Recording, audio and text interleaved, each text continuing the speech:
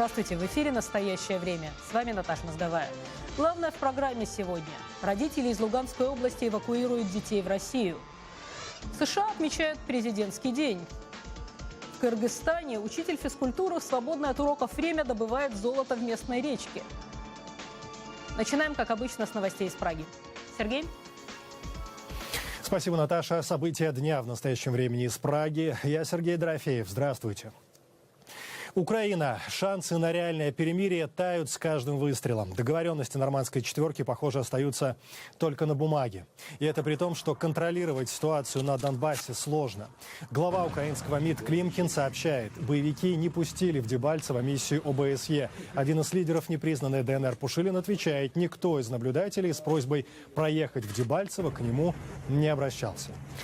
Тем временем главарь боевиков Александр Захарченко угрожает взять Харьков, если не будут соблюдаться минские договоренности. Кроме того, он готов, цитат сообщения Крым-Реалии, отвоевать Мариуполь и уничтожить Дебальцевский котел.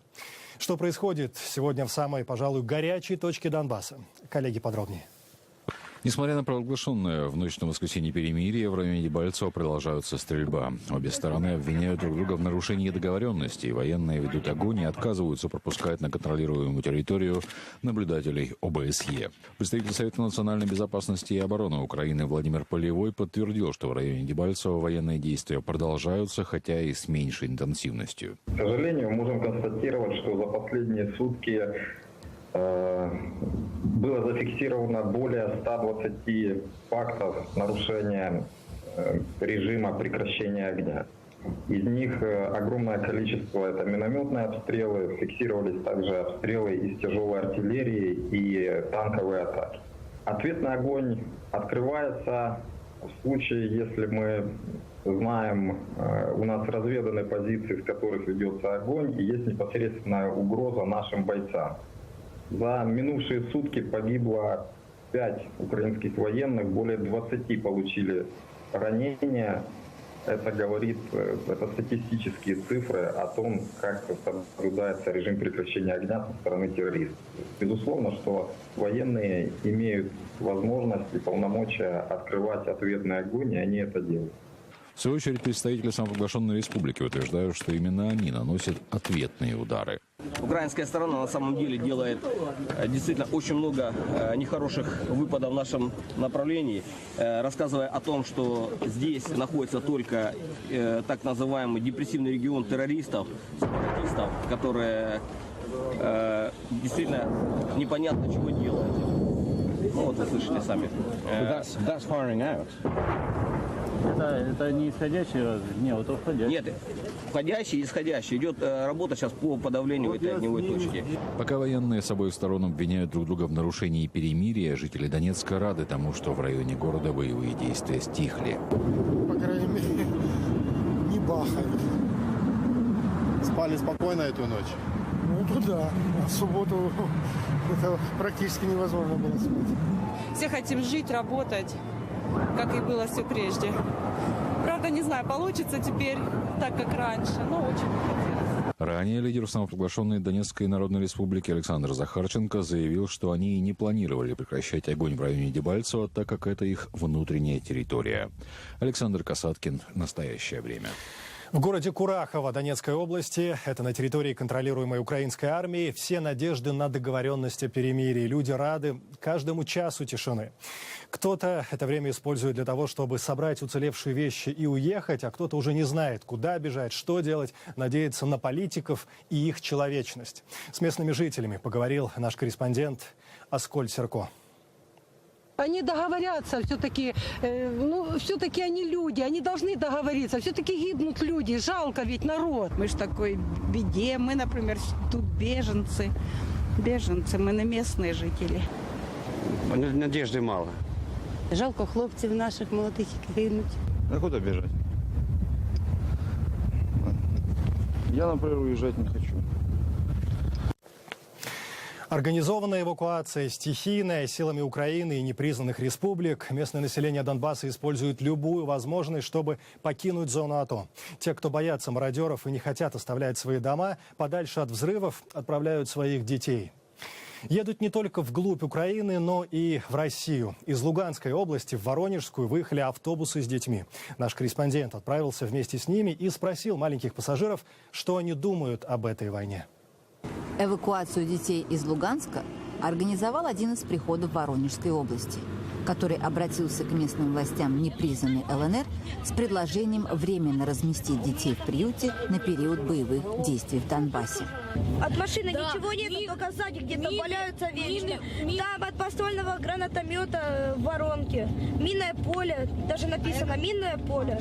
Еще. И когда мы ехали в Луганск, вот по трассе, там куча воронок и там боеголовка валяется на дороге. Снаряды, вторченные в землю. Всего эвакуированных детей 48 в возрасте от 12 до 3 лет. Мне хорошо, у меня мама сейчас в России, она жила раньше. Там были боевые действия, она уехала в Россию. Если повезет, может, она ко мне приедет. Те, кто постарше, описал свой опыт на украинских и сепаратистских блокпостах так. Когда вот заходят в автобус, они снимают там, ну, знаете, я забыла, как они называются, автоматы, отдают все оружие, заходят, проверяют. Они даже не у всех мужчин, а вот чисто там у 2 проверили, все поняли, что как бы это наш город, что там никого нету, и спустились. А Нацгвардия, у них был такой блокпост, он какой-то странный, что там заходил прямо вот это с автоматом за спиной, выводили всех мужчин, все проверяли, вот это от патронов, все, и потом заводили, шутки у них какие-то были, но это я точно не помню уже. Но, как выяснил наш корреспондент, отношение к конфликту у них однозначное. По всей видимости, подслушанное из разговоров взрослых. России, по сути, вообще Крым вообще никак не нужен. Они его забрали, чтобы... Если бы они не забрали, Крым не забрали бы, то, так сказать, не отжали бы, то там бы уже давно стояли бы натовские войска и с ракетами направили на Россию.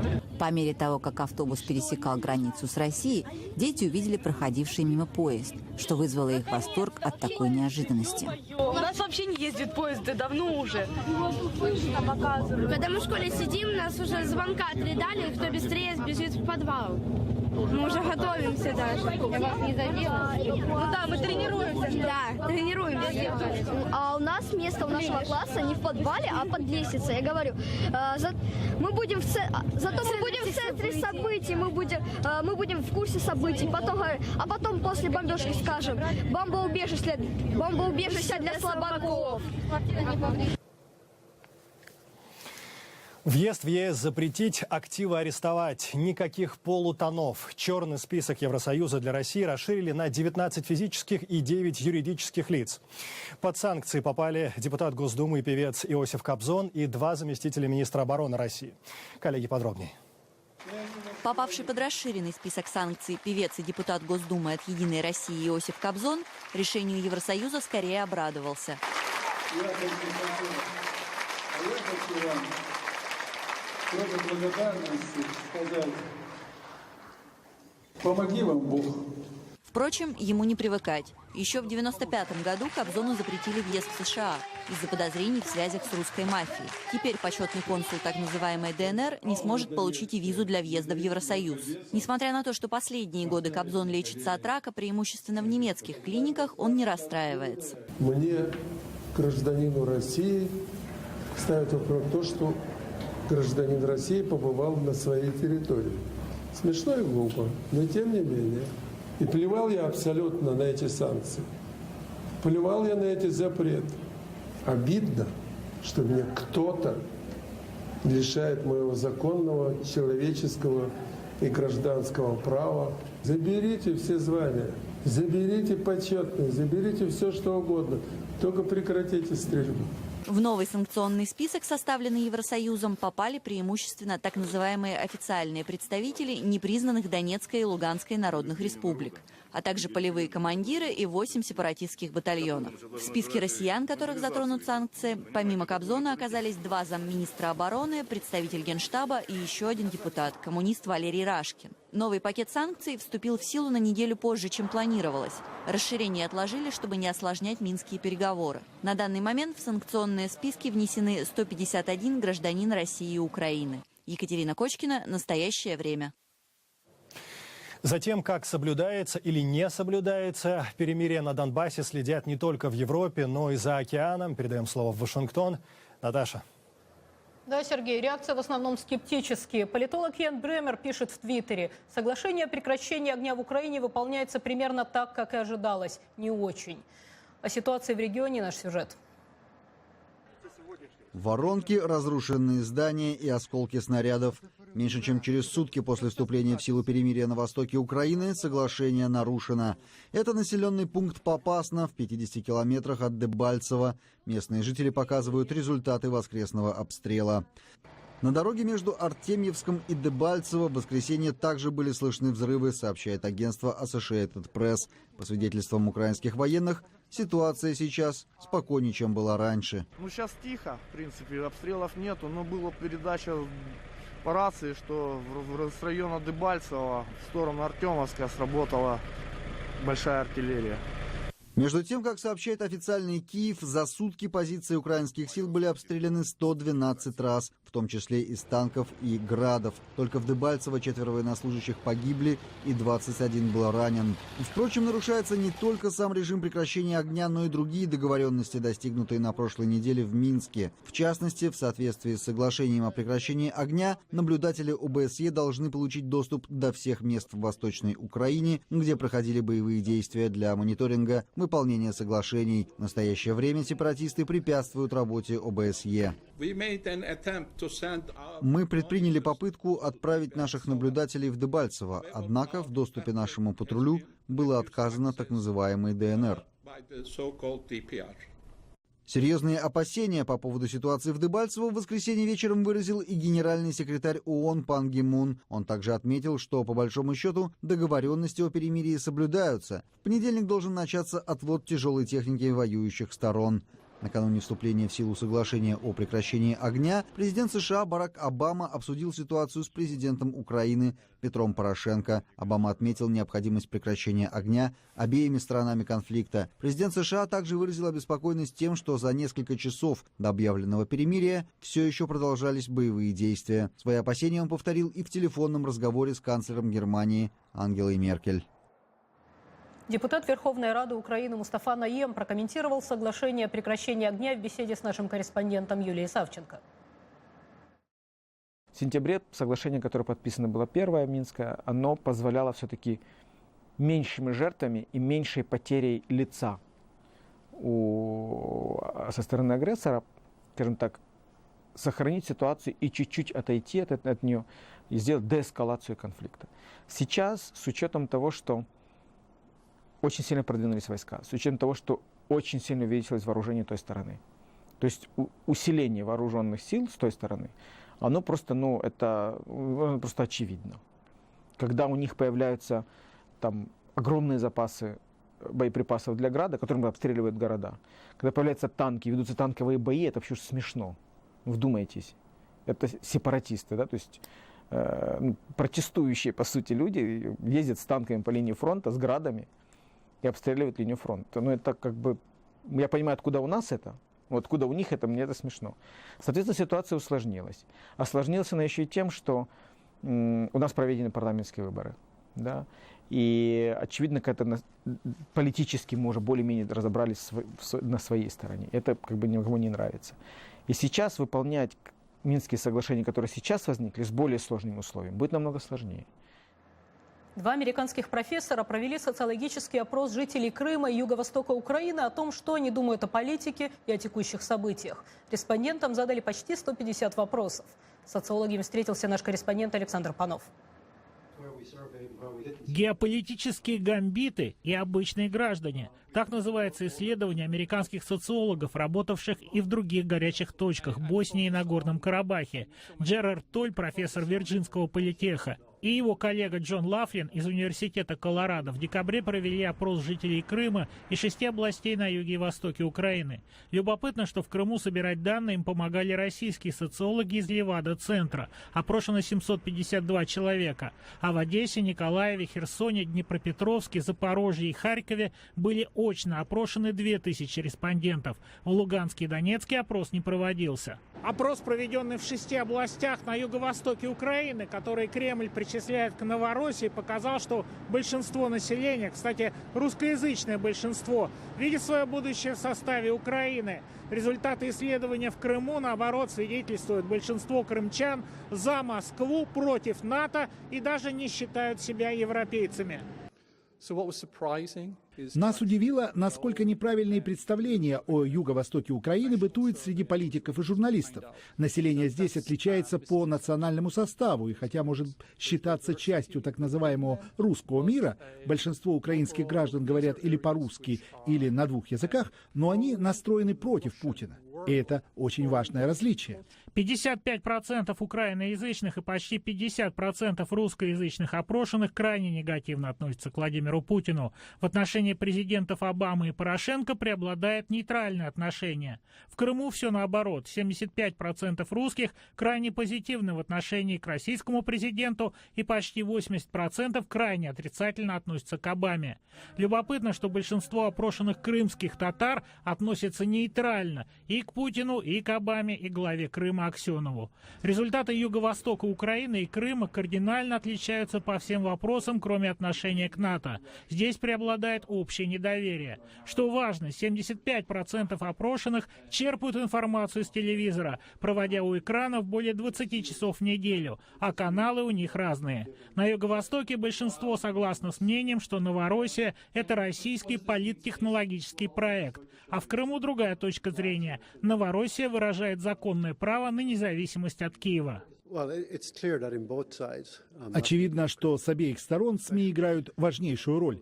Большинство людей доверяют телевизионным новостям. Соответственно, те, кто смотрит украинское телевидение, поддерживают свое правительство. А в Крыму российские телеканалы, и там поддерживают Путина. Это очень разделенная страна, и шансов на примирение все меньше. Оба профессора пессимистичны в отношении минских договоренностей. В отличие от Дейтоновского соглашения по Боснии, на востоке Украины не будет международных миротворцев, которые встали бы между противоборствующими сторонами. И мир держится там, как говорится, на честном слове. А честное слово в политике – это особая категория. Александр Панов, Андрей Дегтярев. Настоящее время. Вашингтон. Другие нерадостные темы. В интернете в воскресенье появилась видеозапись, на которой, как предполагается, боевики исламского государства обезглавливают египетских христиан-коптов, похищенных в Ливии. На видео показана группа мужчин в оранжевых робах. 21 человек, которых ведут вдоль берега. Каждого сопровождает боевик в маске. Пленников заставляют встать на колени. Один из боевиков делает заявление на английском языке. Затем их одновременно обезглавливают. Сегодня египетские ВВС нанесли удары по позициям боевиков исламского государства. Президент страны Абдел-Фатах ас-Сиси запретил гражданам выезжать в Ливию. В США Белый дом осудил убийство египетских христиан, назвав его подлым и трусливым. Госдепартамент США также осудил теракты в столице Дании. В заявлении пресс-секретаря Джен Псаки говорится, первый теракт, имевший место в субботу, был направлен против собрания, на котором обсуждались проблемы искусства, религии и свободы самовыражения. Второй, произошедший утром в воскресенье, против синагоги. Мы выражаем самые глубокие соболезнования семьям погибших. Наши мысли с сотрудниками службы безопасности, получившими ранения в результате терактов. Псаки также сообщила, что Вашингтон предложил датским властям любую возможную помощь. Передаем слово Праге. Сергей. Из-за событий на Донбассе ситуация в аннексированном Крыму отошла на второй план, а там тем временем еще недавно украинским школьникам приходится учиться по российской программе.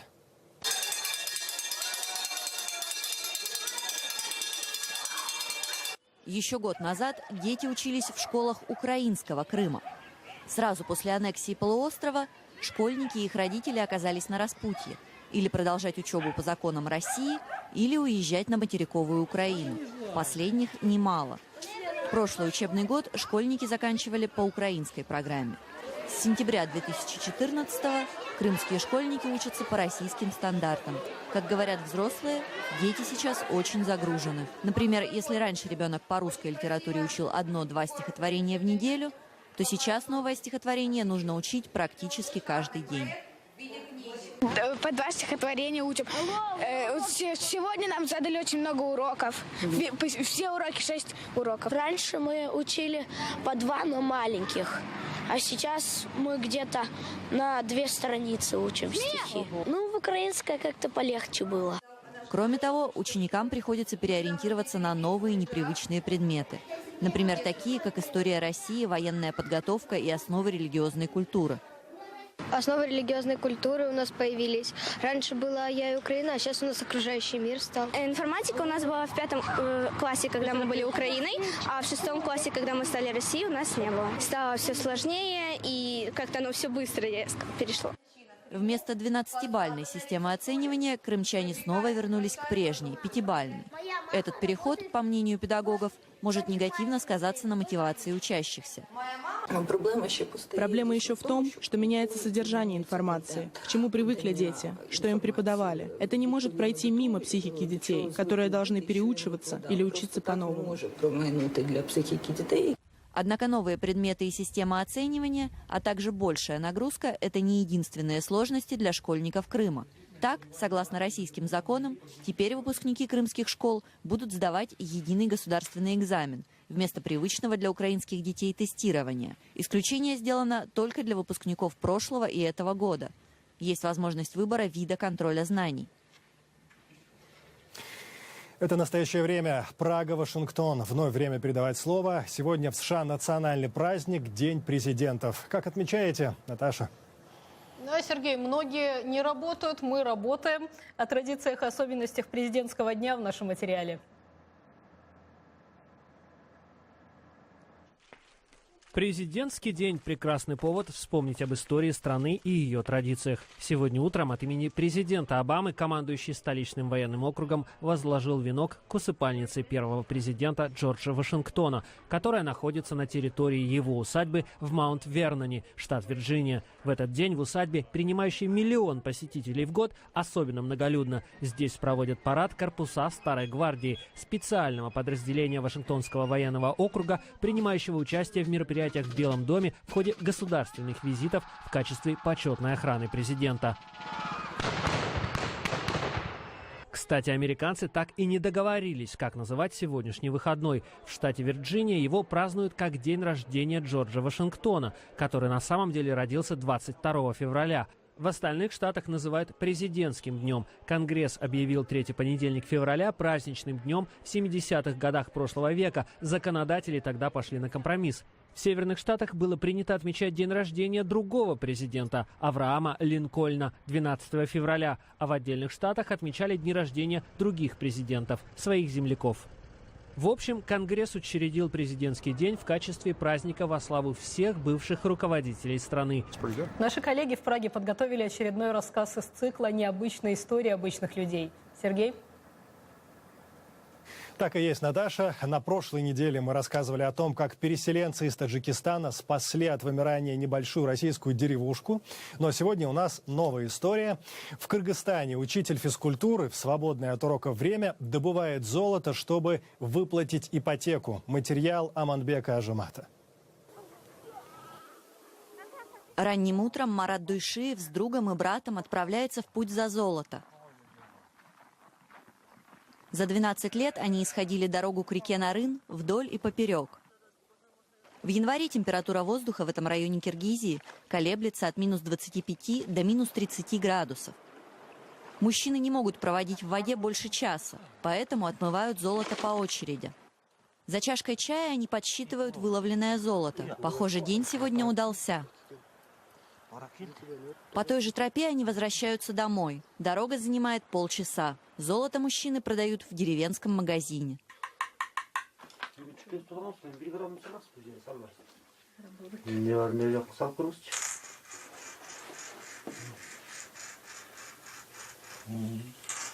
В конце концов, продавец дает им около $20 в местном эквиваленте. Однако в более удачный день можно получить и вдвое больше.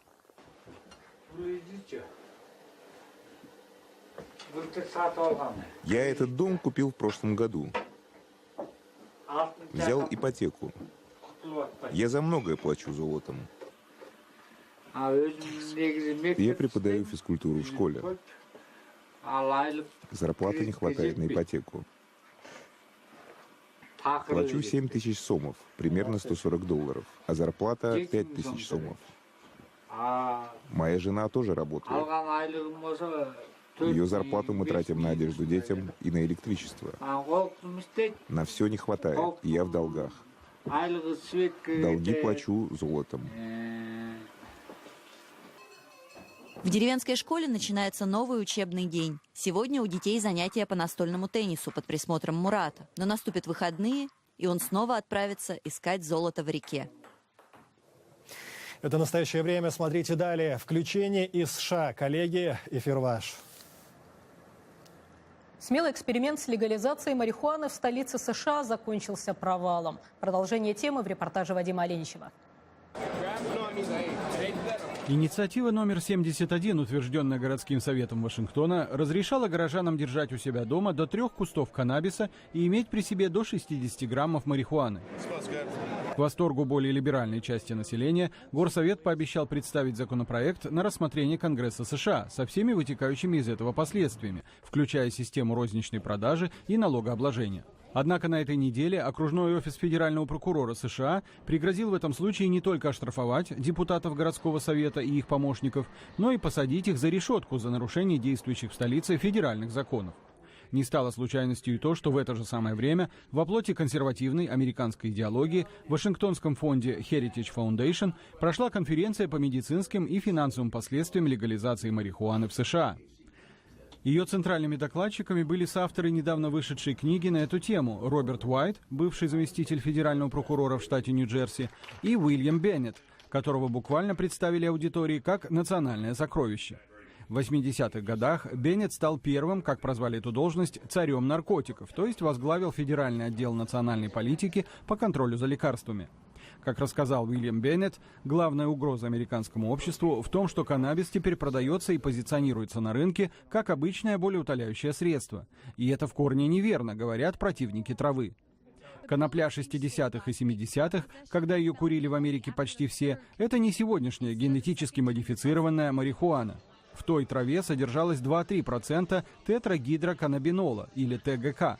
Это как раз то вещество, которое обладает психотропным действием, имеющим негативный эффект. В нынешней марихуане содержание ТГК достигает 15%, а в отдельных случаях, когда речь идет о продукции черного рынка, до 35%. При этом в ней на 50-60% больше канцерогенных веществ, чем в обычных сигаретах. Вот сюда, в Министерство здравоохранения США, поступают жалобы от противников легализации. Их позиция однозначна. Марихуана пагубна как для здоровья населения, так и для национальной экономики. В книге Беннета и Уайта приводятся слова одного из экспертов, который сказал: вместо того, чтобы искоренять черный рынок, Америка становится черным рынком, легализуя марихуану. Таким образом, налицо раскол в обществе. Опросы, проведенные в 2013 году, показали, что примерно 60% населения США одобряют или не возражают против легализации марихуаны. Многие любители трын-травы указывают на пример европейских стран, таких как Нидерланды или Швейцария. Однако, по мнению бывшего прокурора Роберта Уайта, пример с европейцами ничего не доказывает. Потенциальное вредное воздействие марихуаны возросло, в том числе и то, что продается в Голландии. Поэтому теперь голландцы обсуждают, не нужно ли перевести марихуану с содержанием ТГК 15% и выше в категорию тяжелых наркотиков. Такова реакция общества на то, что в зависимости от марихуаны попадает все больше молодежи. Так что европейцы тоже стали видеть в марихуане потенциальную угрозу. Иначе говоря, не следует путать употребление марихуаны с борьбой за права человека. Курение травы останется для американцев таким же камнем преткновения, как запреты на аборты или правила владения личным оружием. Но уже ясно, что столица США, в отличие от штатов Колорадо и Вашингтон, не станет флагманом движения за легализацию марихуаны. Вадим Оленичев, Андрей Дегтярев. «Настоящее время. Вашингтон». Мы благодарим коллег в Вашингтоне и всех наших зрителей. Смотрите нас в эфире своих национальных телеканалов. «Настоящее время» вновь наступит уже завтра. Я Сергей Дорофеев. Всего доброго. До свидания.